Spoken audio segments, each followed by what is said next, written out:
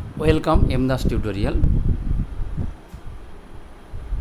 2023 সালে পঞ্চায়েত ইলেকশান আসন্ন, তাই এই পঞ্চায়েত ইলেকশানে বিভিন্ন দায়িত্বে থাকবেন বিভিন্ন অফিসারেরা। এদিকে সেন্ট্রাল ফোর্স নিয়ে কিন্তু পশ্চিমবঙ্গের ইলেকশন কমিশন এবং পশ্চিমবঙ্গ সরকার এবং বিরোধীরা একটা টানাপোড়েন চলছে, হাইকোর্টে মামলাও চলছে। সেন্ট্রাল ফোর্স থাকবে কি থাকবে না, শেষ পর্যন্ত সেন্ট্রাল ফোর্স প্রতিটি বুথে থাকবে কি না সেটা দেখার বিষয়, সময়ে জানা যাবে। তবে সমস্ত পোলিং অফিসাররাও চাইছেন সেন্ট্রাল ফোর্স থাকলে নিরাপদে গণ্ডগোল কম হবে, শান্তিপূর্ণভাবে ভোট গ্রহণ হবে, এমনটা আশা করছেন। তবে পাবলিক ফেস করতে হবে কিন্তু সমস্ত পোলিং অফিসারদের, অর্থাৎ বুথে যে সমস্ত পোলিং অফিসাররা দায়িত্বে থাকবেন ওনাদেরকে পাবলিক ফেস করতে হবে। তাই নিজেদের কাজটা ঠিকঠাক করে জেনে নিতে হবে। দেখতে থাকুন কোন কোন পোলিং অফিসারদের কি কাজ করে নিতে হবে, এটা নিয়ে আলোচনা করব আজকে। আর আপনি যদি প্রথম হন তাহলে চ্যানেলটি সাবস্ক্রাইব করে নেবেন, শেষ পর্যন্ত দেখতে থাকুন, ভালো লাগলে শেয়ার করবেন বন্ধুদের সাথে।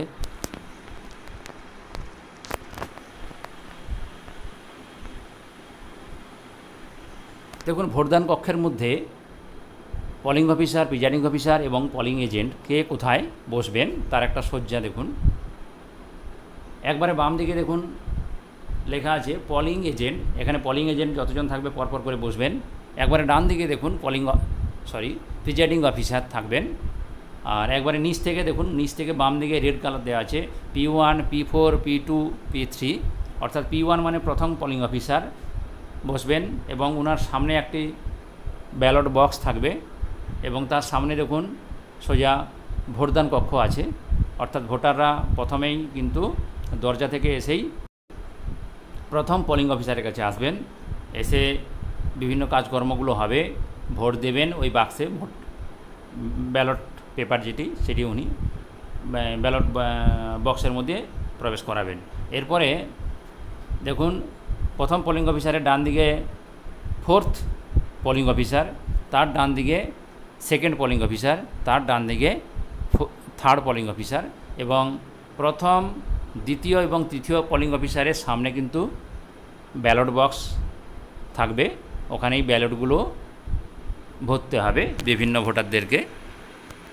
এই সজ্জায় ভোট গ্রহণ চলবে।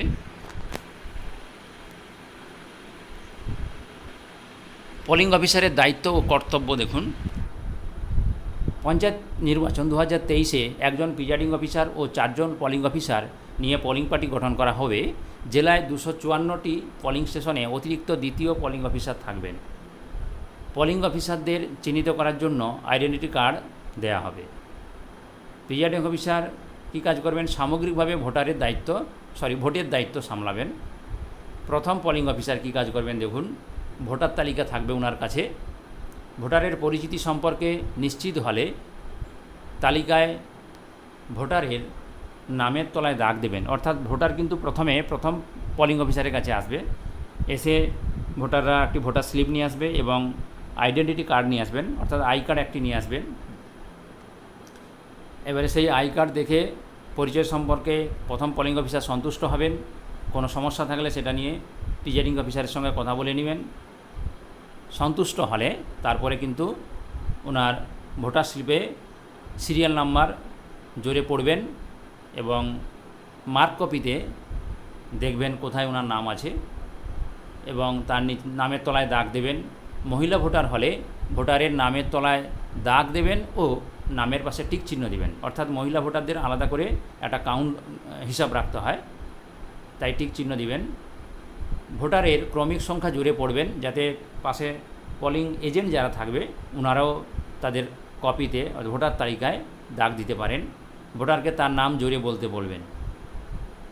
এছাড়াও থাকবে গ্রাম পঞ্চায়েতের ব্যালট পেপার। প্রথম পোলিং অফিসার তাহলে ভোটারের পরিচয় সম্পর্কে সন্তুষ্ট হলে ভোটার তালিকায় ওনার নামটা খুঁজে নেবেন কোথায় আছে, সেখানে দাগ দেবেন, মহিলা হলে টিক চিহ্ন দেবেন এবং এরপরে ব্যালট ইস্যু করতে হবে। গ্রাম পঞ্চায়েতের ব্যালট থাকবে ওনার কাছে। এই গ্রাম পঞ্চায়েতের ব্যালটের কাউন্টার ফয়েলে কী লিখতে হবে দেখুন, ভোটারের অংশ ও ক্রমিক নম্বর ব্যালট পেপারের কাউন্টার ফয়েলে লিখবেন। ভোটারের টিপস সই অথবা এমনি সই কাউন্টার ফাইলে নিতে হবে। ভোটারের শনাক্তকরণ সংক্রান্ত নথির জায়গায় যথাযথ অংশে টিক দেবেন, অর্থাৎ যদি এপিক পরিচয়পত্র হিসাবে নিয়ে আসেন তার পাশে টিক দিবেন, এনি আদার ডকুমেন্ট যদি নিয়ে আসেন তার পাশে টিক দিবেন। ভোটার স্লিপ ও গ্রাম পঞ্চায়েতের ব্যালট পেপারটি এরপর ইস্যু করে চতুর্থ পোলিং অফিসারকে দেবেন কিন্তু। তাহলে এই চতুর্থ পোলিং অফিসার কী করবে, এই প্রথম পোলিং অফিসারের কাছ থেকে ব্যালট পেপারটি নিলেন, গ্রাম পঞ্চায়েতের ব্যালট পেপারটা নিলেন। ভোটারকে মনে করিয়ে দেবেন যে তার পছন্দের প্রার্থীকে শুধুমাত্র একবার অ্যারো ক্রস মার্ক দিয়ে চিহ্নিত করবেন। এই অ্যারো ক্রস মার্ক কিন্তু প্রার্থী সোজা ঠিকঠাকভাবে দিতে হবে যাতে করে, এবং কিভাবে ব্যালট পেপারটা ফোল্ড করতে হবে, ভাঁজ করতে হবে সেটাও বলে দিবেন।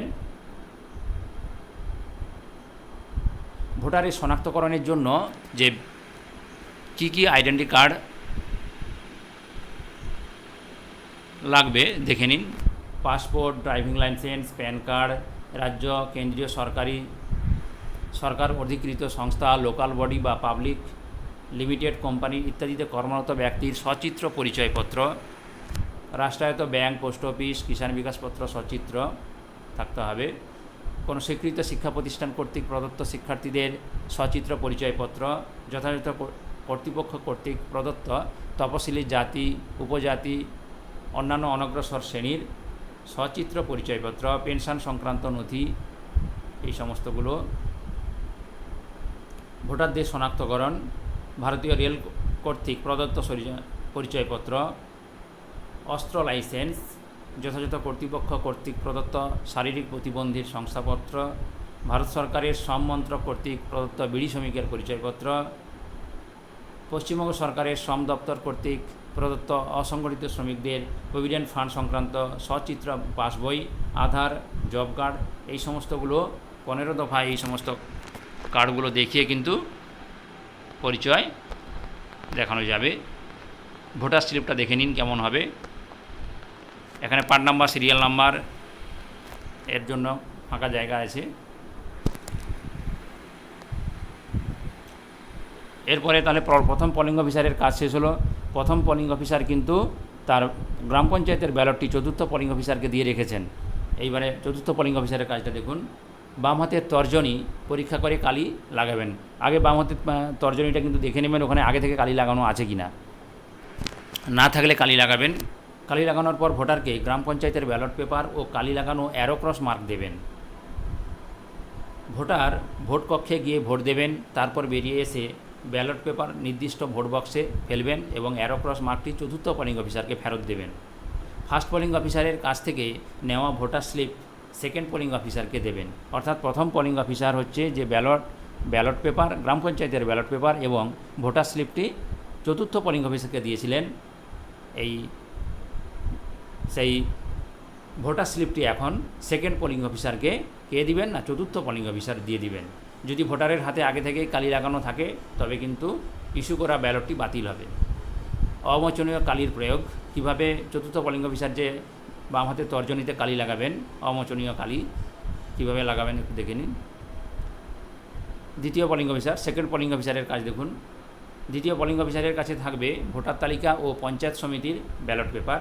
তিনি ভোটার তালিকার প্রথম পোলিং অফিসারের মতো দাগ দেবেন, অর্থাৎ ওই যে ভোটার স্লিপ চতুর্থ পোলিং অফিসার দিয়েছেন সেই ভোটার স্লিপে সিরিয়াল নাম্বার দেখে তালিকায় খুঁজে নেবেন ওনার ভোটারের নাম কোথায় আছে, খুঁজে নিয়ে সেখানে দাগ দেবেন নামের তলায়। ভোটারের অংশ ও ক্রমিক নম্বর ব্যালট পঞ্চায়েত সমিতির যে ব্যালট পেপার আছে তার কাউন্টার ফাইলে লিখবেন। ভোটারের টিপ সই অথবা এমনি সই নেবেন।